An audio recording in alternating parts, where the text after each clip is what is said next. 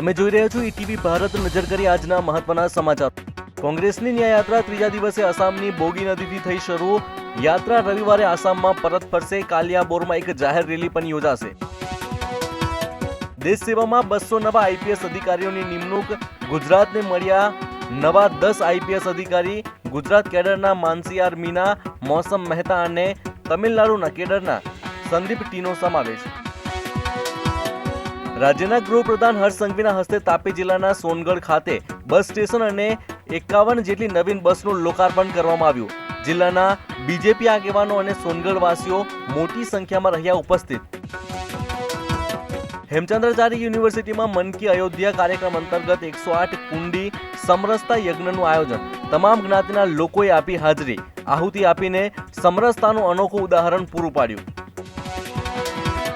480 જેટલા વિદ્યાર્થીઓએ વિશાળ માનવ આકૃતિમાં શ્રીરામનું ધનુષ અને શ્રીરામ લખેલી માનવ કૃતિ બનાવી। ધનુષ્યની પ્રતિકૃતિ રચીને રામજી પ્રત્યે શ્રદ્ધા બતાવી।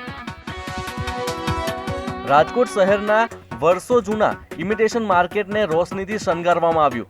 બજારમાં રંગોળી પણ કરવામાં આવી, જ્યારે ઇમિટેશન માર્કેટમાં દિવાળી જેવો માહોલ ઊભો કરવામાં આવ્યો। મૂળ મધ્યપ્રદેશના યુવકનું ગોધરામાં અપહરણ કરવામાં આવ્યું। હત્યા બાદ લાશને સળગાવી દેવામાં આવી।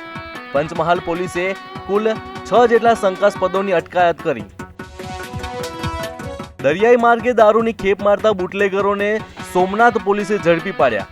આશરે 7 લાખથી વધુના દારૂના જથ્થા સાથે એક માછીમારની બોટ જપ્ત।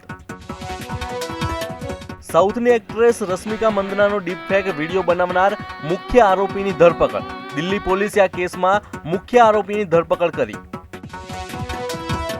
શેર માર્કેટ આજે અચાનક કારોબાર બાદ રેડ ઝોનમાં થયું બંધ।